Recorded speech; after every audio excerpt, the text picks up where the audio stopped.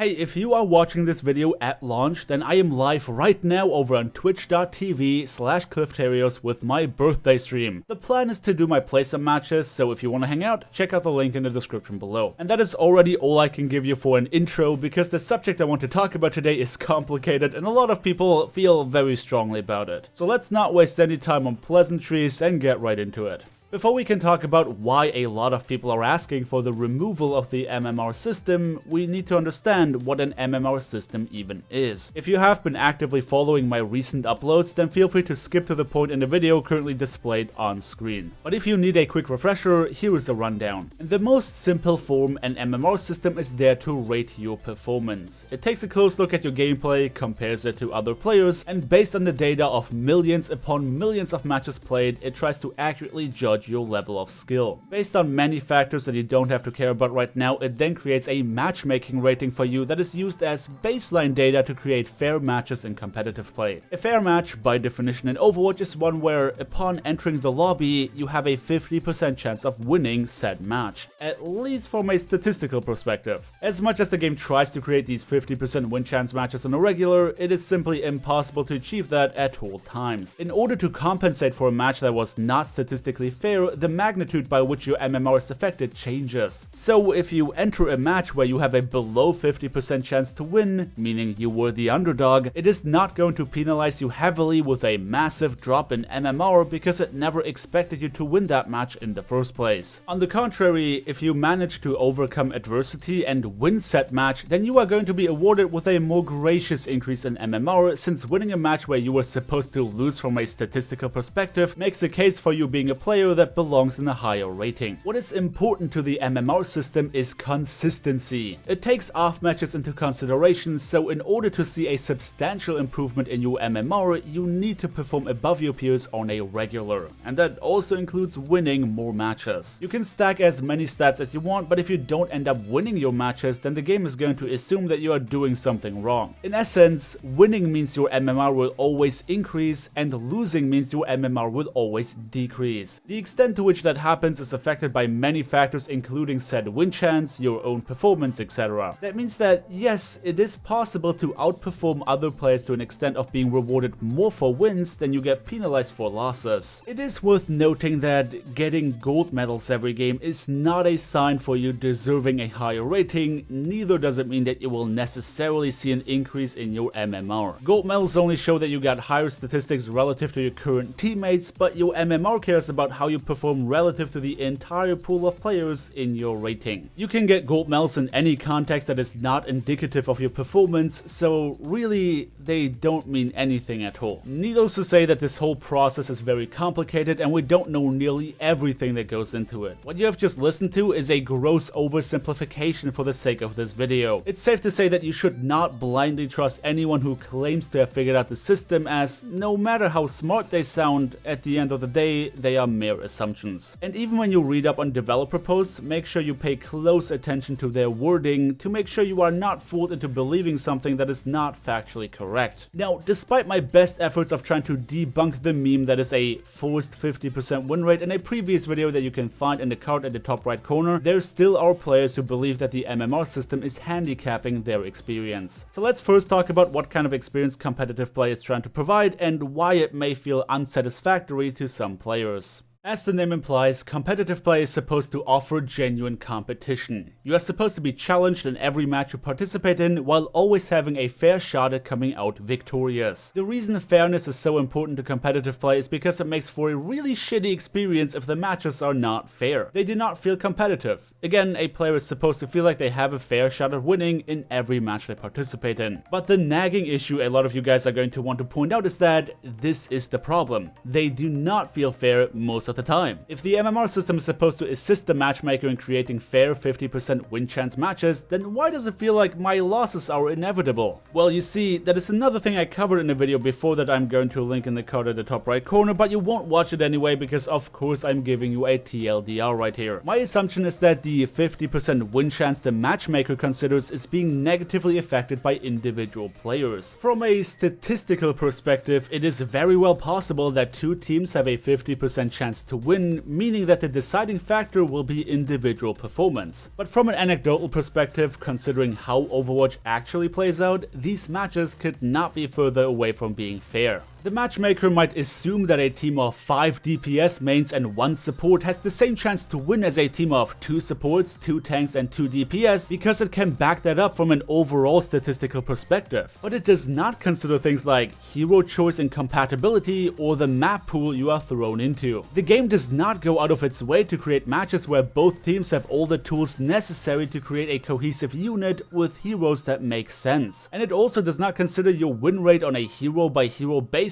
for any map you play on. It averages all of your statistics out. Essentially, that simply means that the games are only fair from a statistical point of view when considering average performances across multiple matches. It doesn't care about which heroes you main, it doesn't care about how compatible your main is with the main heroes of your teammates, and it doesn't care about how useful your hero is on the map you are assigned to. That means that in the grand scheme of things, when all of us play enough matches, we are going to win and lose enough games to create a profile based on our average performance. But that doesn't make each individual matchup fair because of all the game-by-game inconsistencies I just listed. But hey, that's just a theory. An Overwatch theory! Alright, now that we have established a baseline for this conversation, let's finally talk about the potential removal of the MMR system. Apology to anyone who did watch the previous videos and just suffered through all of this, but for the sake of new faces coming to the channel, all of this adds very important context to the discussion. One of the biggest misconceptions surrounding competitive play is the idea that ranking up is a reward for a player's dedication, but that is not at all the case. By nature, yes, of course we feel rewarded as players when we see our SR increase, and we feel punished when we lose SR because of a match that we couldn't have possibly won no matter how hard we tried. But relative to competitive play itself, nothing that the MMR system or the SR distribution system does is tied to any sort of progression system or reward structure. The only rewards of any capacity that we get are competitive points. Yes, those purple points you spend on gold weapons. That is literally it. The idea that we should be constantly ranking up is a gross misconception that stems even from our terminology of calling ranked play a ladder, suggesting it is something to climb. The simple fact of the matter is that the game was designed to allow you to rank up as long as you improve at the game. If you don't rank up throughout many matches played, then that simply means you have stopped getting better. Because as we have mentioned earlier, you can potentially even rank up on a negative win rate, assuming your performance consistently outshines your peers by a big margin. Back in Season 4, when I was still actively competing myself, I have not reached a 50% win rate until I hit Grandmaster. That means that even when you have terrible luck with your teammates, if you are truly not where you belong, then the game will adjust your rating accordingly. Not because it tries to reward you, but because it is trying to create fair matches to the best of its capabilities. But if you consider what we talked about earlier, then you should realize something here. The idea that the quality of matches improves the higher in rating you get is an absolute myth. Given that the matchmaker at no point in time considers hero compositions when creating matches, means that even up in GM, you can very well come across a lot of matches where losses are inevitable. Games often do not feel any more fair even if you hit a higher ranking. Naturally, I can't speak for what it looks like up in high GM and top 500 as I'm nowhere near good enough to meddle with players up there. But from someone who started in Platinum in Season 2, I can tell you that I never felt like my matches got more fair on an anecdotal basis. I just noticed myself getting a better grasp of the game and focusing on improving myself. But of course, you don't have to take my word at face value. I'm just one man presenting his experience, but I want you to consider the same for yourself. The experiences you made are not necessarily representative of what millions upon millions of players experience on a daily. Consider that we are much more likely to be vocal about things that aggravate us than things that make us feel good. That's why negative experiences breed misconceptions that pile up on the forum. It's not a sign of accuracy for wrongdoing on the side of the competitive game mode. It's just angry people looking to validate their opinion, which, hey, most of us do that at some point in time, me included.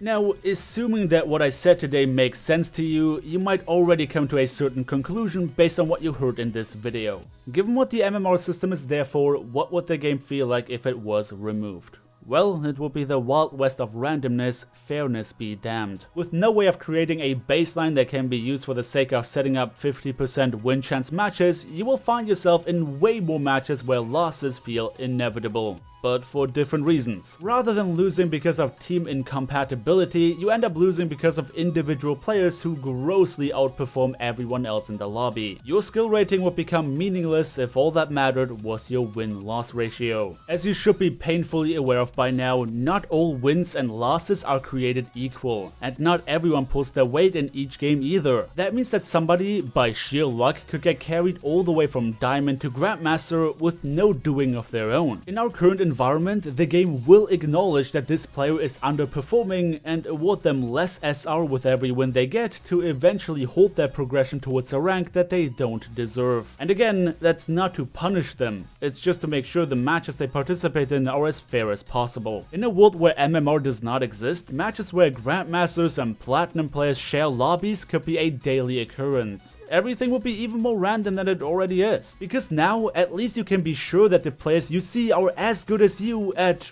well, something. Maybe they're really good shot callers, or they are really good tanks, or they could be outstanding hit scan players. You don't know if they are good on this map specifically, or if they have any experience playing in your particular composition. But there's no way to guarantee that either way unless you create your own 6-stack. But if MMRs did not exist, the guy playing main tank could be substantially worse at the game in every aspect than everyone else in the lobby. And stuff like that would happen on a daily. Developers don't spend days, weeks, and months of their lives working on complicated matchmaking systems just for the sake of it. They are not trying to punish us and they are not trying to reward us. They are doing their best to create the best possible experience for their players. Is the system perfect? No, of course it isn't. But could it be worse? You bet your ass it could. Yes, competitive play in Overwatch is inherently flawed in the sense that unless you play with a consistent team at all times, you cannot guarantee a fair and competitive experience. It just doesn't work the way Overwatch was designed in regards to the sheer variety in hero and map pools. No single player is equally good at all the heroes in the game, and no single player can perform consistently well on every map in the game. And it is also impossible to guarantee that a player can adjust their performance to work in tandem with whatever composition and playstyle a group of random individuals wants to go for. There are a million and two things to consider when talking about matches that are truly fair. The solution cannot consist of a one-liner like remove the MMR system or force people into a role queue. It is a very complicated issue that requires a very complicated solution. But this is me done for the day as I talk about the idea of removing MMR from competitive play in Overwatch. As always, my friends, feel free to leave all of your thoughts and opinions on the subject in question down in the comment section below. All of this is just my take on the issue, and by no means am I expecting you to trust everything I say. So please, I urge you to widen your horizon and get more information on this issue to form an educated opinion yourself. But until then, thank you everybody so much for watching. Don't forget to drop me a like on your way out if you enjoyed the video, subscribe if you want to see more, and consider sharing this video with a friend you think would find it interesting. Thanks again for watching, and I hope to see you all